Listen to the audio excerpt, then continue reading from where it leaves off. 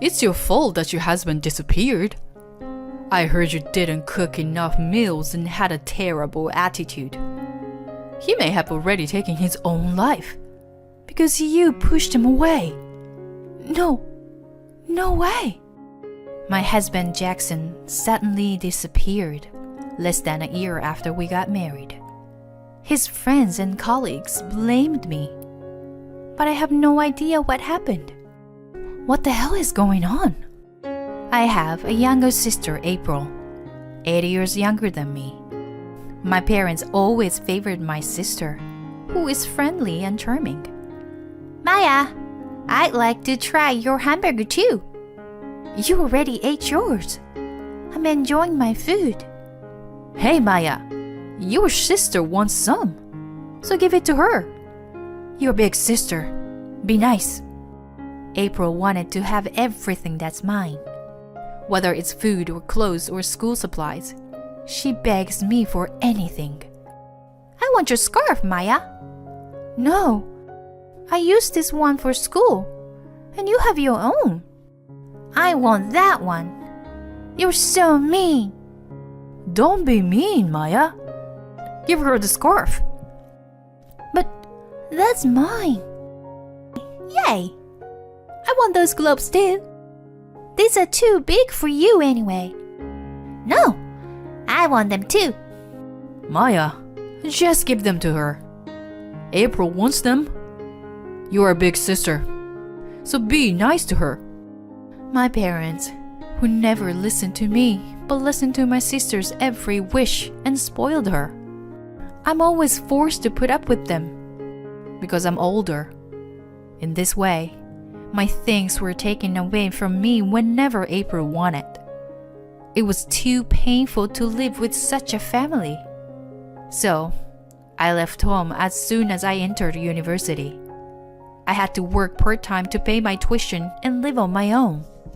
It was very hard for me to balance my part-time job with my university. But I was free from the stress of that toxic family, and it was more than enough for me. After graduating from university, I successfully found a job. I even got a boyfriend, and my days were full of happiness. Then, after 3 years of dating, my boyfriend Jackson proposed to me. I think it's time to start thinking seriously about our future. Huh? Will you marry me, Maya? Let's make a happy family together. I was so happy to hear his proposal, but I hesitate to respond. I hadn't been in touch with my family since I left home for university. When you get married, it's a custom to see or contact both sides of the family. What's wrong? You don't want to get married? No. I do. It's just what I should do about contacting my family. I mean, do I still have to invite my family to the wedding? Maybe I can't escape from the curse of my family after all. Jackson could see how I was lamenting with a gloomy look on my face. I already told him about my family, and he said, "Don't worry about that. You don't have to force yourself to call them. I wouldn't invite a family member to my wedding who can't treat you right." Thank you, Jackson. He always cares about me and prioritizes my feeling. I can trust him. Soon after, we decided to get married. We didn't go to my parents' house and decided to greet only his parents. But when I went to say hello to his parents, "I'm so happy for you. Good job, Jackson. You're marrying such a nice girl." my father-in-law was smiling and happy with open arms. On the other hand, my mother-in-law had a stern look on her face. I don't know how she's going to be able to live as a family if she can't get along with her own family. I'm not sure who is to blame. If I only listen to one side of the situation, I don't think it's a good idea for this marriage. Mom. I know. I'm sorry. My mother-in-law didn't approve of our marriage. I understand her point of view. And I want to marry Jackson. And I want to convince both of his parents. I decided to go to my parents' house to solve the problem. When I visited the house, they didn't even let me in. And as I expected, they were very curt. Getting married? Why should we care? You left on your own wish, so you can do whatever you want. I'm not even going to the wedding. No, please. My parents coldly treated us at the front door. Your fiancé must be very fond of you, Maya. He's weird. My sister, now a college student, lives at home. She's laughing at us behind my parents. I don't care if you don't attend to the wedding. Can't you just meet my parents? No. Why should I? I don't care about her marriage. Jackson tried his best, but my parents refused like it was nothing. Wait, is it because you can't get married unless you introduce us to his parents? Maya is a bitch, and we never liked her, so we don't care about her. That means you will never get married, Maya. You're such a loser. My sister laughs at me as if she enjoys my misfortune. I knew it was coming, but this is the kind of family I've come to expect. It's impossible to have a proper relationship with them. Jackson and I had no choice but to leave when we realized that talking to them any further was not going to get us anywhere. The next day, we visited my in-laws to share the results about my parents. I am so sorry. They said they don't plan to come to the meeting or the wedding. They were so cruel and wouldn't even listen to us. Well, I guess it can't be helped then. Don't worry about that too much. I've known Maya for a long time, and I know her well, and I trust her. I want your approval, Mom. What do you say? I still don't approve of it myself, but it's your decision, so you can do whatever you want. Then we'll get married. All right. Do what you want. Thank you. I'll do my best. My mother-in-law seems a bit upset, but I think it's safe to say she's accepted me. If possible, I wanted her to be happy with it. Soon after, I married Jackson. I became a housewife. We rented a new house and started our life together. I wanted to get to know my parents-in-law as well as possible. I'm home. Welcome home. You two look well. Good.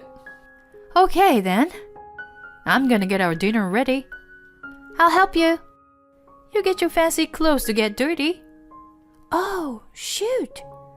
My mother-in-law is as cold as stern as ever. I guess it's hard to get along with her after all. There's an apron over there. Grab that and follow me. Okay, thank you. But the more I interact with her, the more I realized that she is not unreasonable or mean.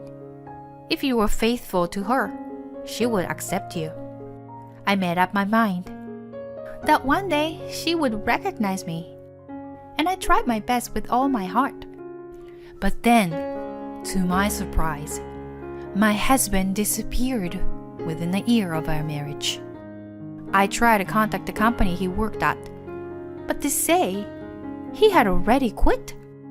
I reported him to the police, and my husband left a note. I can't live with you anymore. You abuse me all the time, and you don't even cook meals for me. You get hysterical because I don't make enough money. It's hard. I can't stand it. Please don't go look for me. I don't know what's he talking about. I'm not abusive, and I cook meals every day. I've never told him anything about how much money he makes. I've never been violent, not even once. I don't understand what's going on here. None of this is true.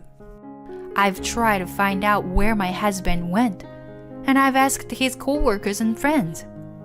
Everyone gave me the cold shoulder. Your husband disappeared, and it's your fault. I heard you didn't cook enough meals and behaved badly. He told me he was verbally abused on a daily basis. He sounded like he was having a mental breakdown. I guess that's what made him want to run away. It's your fault, isn't it? You are a real scumbag. Maybe he's already taking his own life. You pushed him that far. Apparently, he'd been telling his colleagues and friends that he was being treated badly by me on a daily basis. I'm sorry, but I have no idea what you're talking about. Anyway, I'm trying to track him down. Even if I knew, I'm not going to tell you. I'm being completely demonized.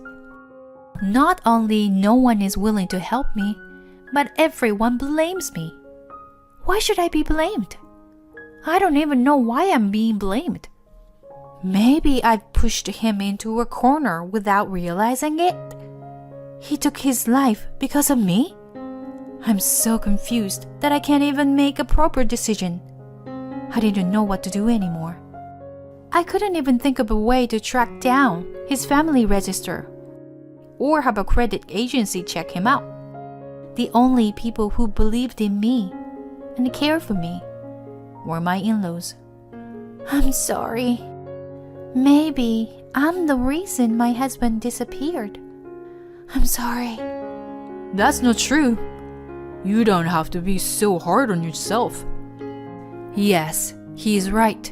It's not your fault. Thank you. I know you've been working hard. I know that you're not a flake. I know what you are. You are a sincere person. Thank you for saying that. My mother-in-law accepted me through our marriage. If you are in need for further help, why don't you come here and live with us? Really? Maya, you're a family now. You don't have to worry about it. If it's okay with you, it's okay with us. I can't believe it. I'd love to. It's hard to pay the rent on my own, and I have nowhere to stay. My in-laws are willing to let me stay with them. I bowed deeply and thanked them with tears in my eyes. I really can't thank my in-laws enough. 20 years later, my aging father-in-law passed away. I wish I could have talked with you more. My father-in-law was mild-mannered, positive, and a little bit mischievous. From the first time I greeted him, he accepted me with open arms.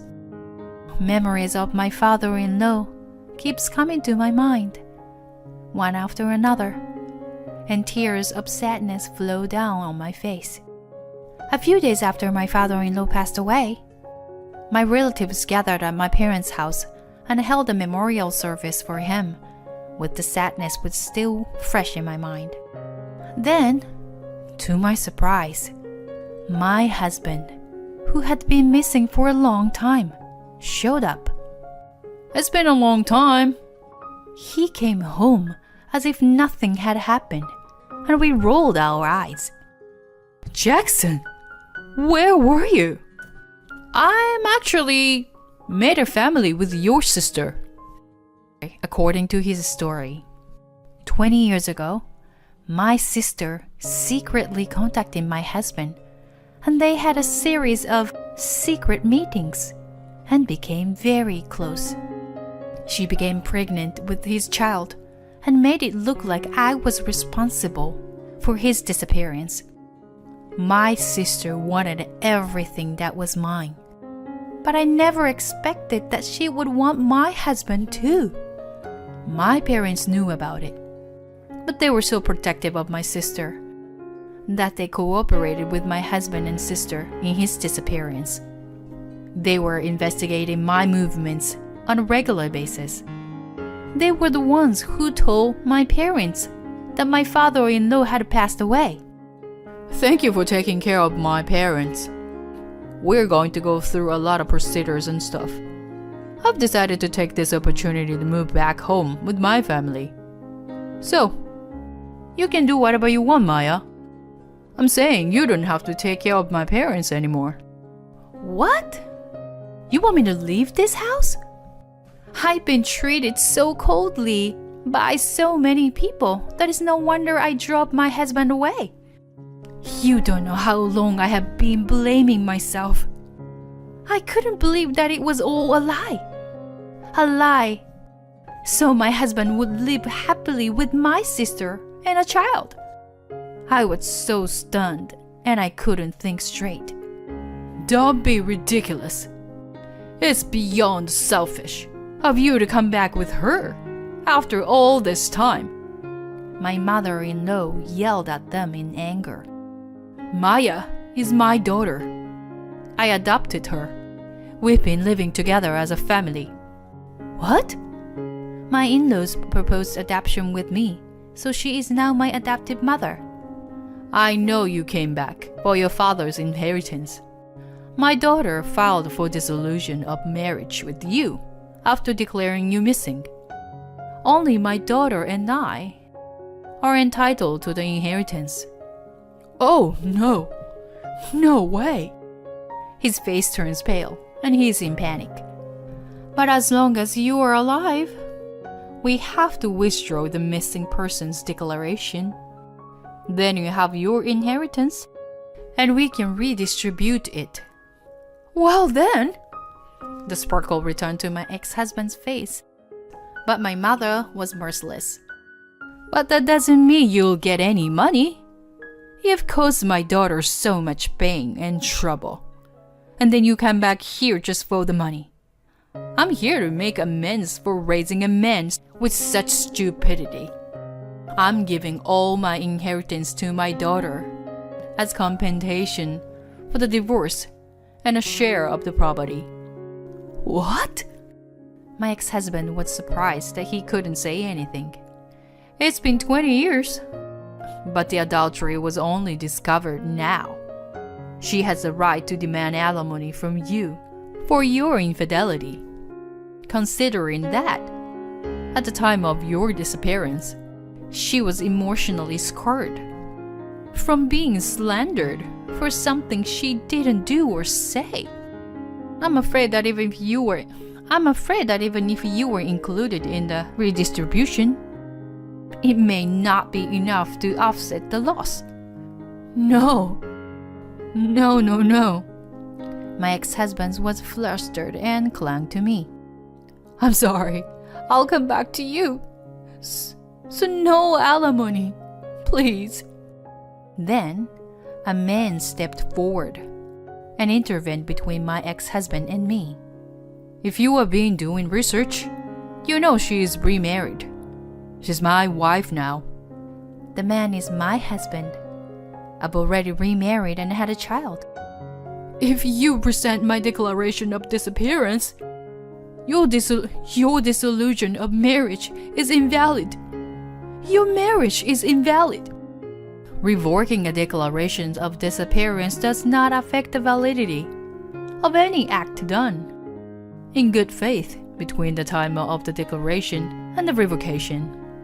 In other words, if you were married without knowing your ex-husband's alive, your marriage to your new spouse takes precedence. The remarriage is valid.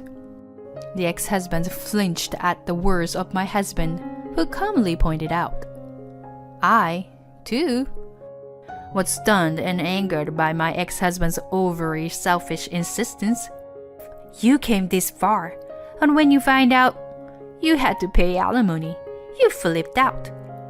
How much more of a scumbag do you have to be? Even if my remarriage is invalid, there is no way I would want to go back together with you. I'll go to court and do whatever it takes to get a divorce. There's nothing he can do now. Let's go back in time. Forget I ever showed up here. I'm already dead. My ex-husband turned on his heel to run away, and my husband grabbed him and said, It's absurd to try to run away. Write a letter of intent. The ex-husband signed a letter of intent promising to pay alimony. We also made him sign, my sister and my ex-parents, as co-signers, and gave us their address and contact information. After that, when I asked my ex-husband and my sister for alimony, they said they couldn't pay. We have debts to pay and we can't afford to pay this much. We helped April and Jackson with money too, so we can't any money anymore. My ex-husband, who is missing, can't even get a decent job. It seems neither of them can afford it. They deserve what they get. When I told them I would appeal to the court, they asked me to reduce the amount. I'll pay you. I just need you to reduce the amount, or wait for me to pay it. Please. I'm telling you, I can't pay this much. Reduce the amount. They started coming to me every day, like they were harassing me. It's so depressing. I told them that if they insisted any longer, I would report to the police, and they finally paid me in one lump sum. My ex-parents had to use the father's early retirement money to pay for everything, so they were completely broke. Of course, they asked me for help. We can't afford to live like this, so please help, Maya. Please. We're family after all, aren't we? No, we're not. You're strangers to me. I have a family now. Please, don't say that. We're your children's grandparents. If you come near my family, I'll do whatever it takes to protect them. I will call the police. Don't you ever contact me again.